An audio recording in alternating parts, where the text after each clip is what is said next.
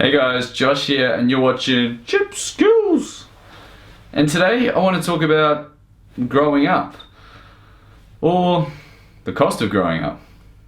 So the first question you're probably asking yourself is, why are you wearing a suit? And I have to ask myself that same question. But it comes with an embarrassing confession. And it goes back to a couple of years after I finished uni. I was looking for, a career or a proper kind of job, and I was walking around in Mooloolaba, and from across the road I actually saw a friend of mine. At the time I didn't actually recognize him.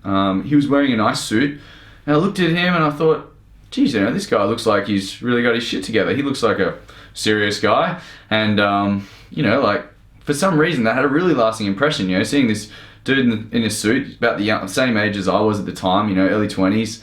But I had this impression. I'm looking at this guy and I'm thinking, man, he looks like really serious, and really like he's got his shit together. Like you should really take that guy seriously. It wasn't until he crossed the road that I realized it was one of my friends from the gym. And I got chatting to him, and it turns out that he didn't even have a job at the time. He was actually just interning at a development company. But it was just this whole look of this dude in the suit, and it sort of formed a lasting impression in my mind where I felt to have a proper career, or that proper sort of job, that serious job, that it would require a job that you'd wear a suit or business attire. Years later, when I sort of figured out what was going on in my mind, it was funny, to think, geez, that's how I sort of came to that assumption. It was pretty crazy.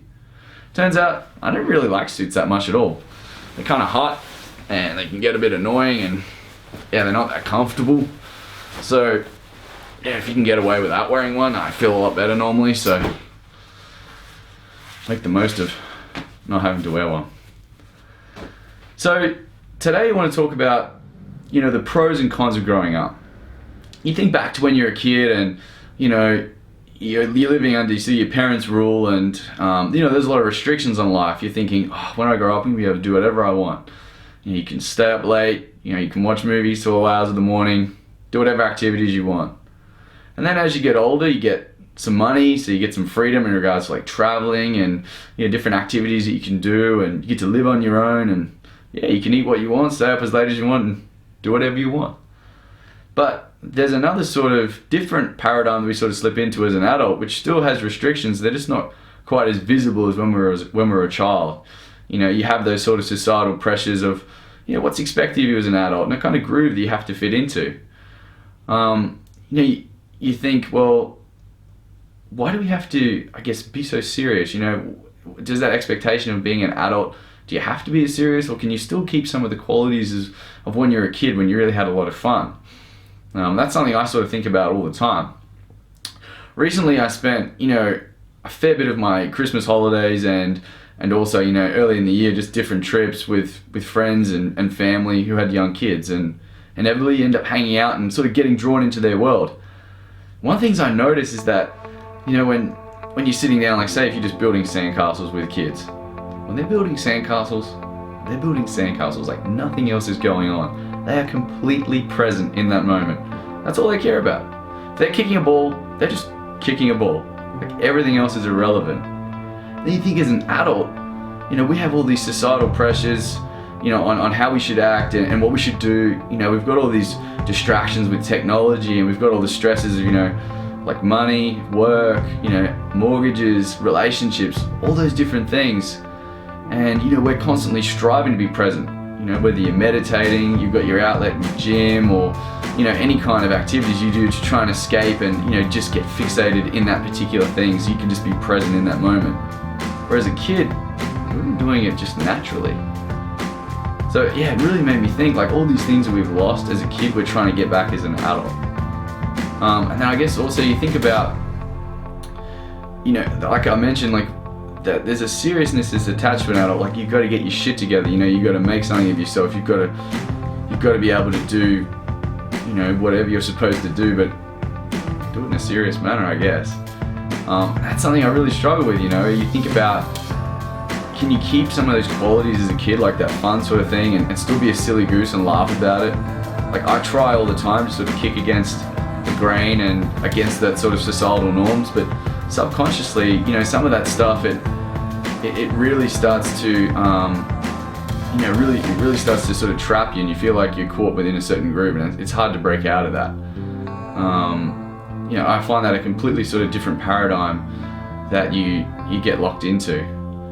I also think about, when you're like hanging around these kids, when they want to actually sort of they've got this curiosity for everything they do.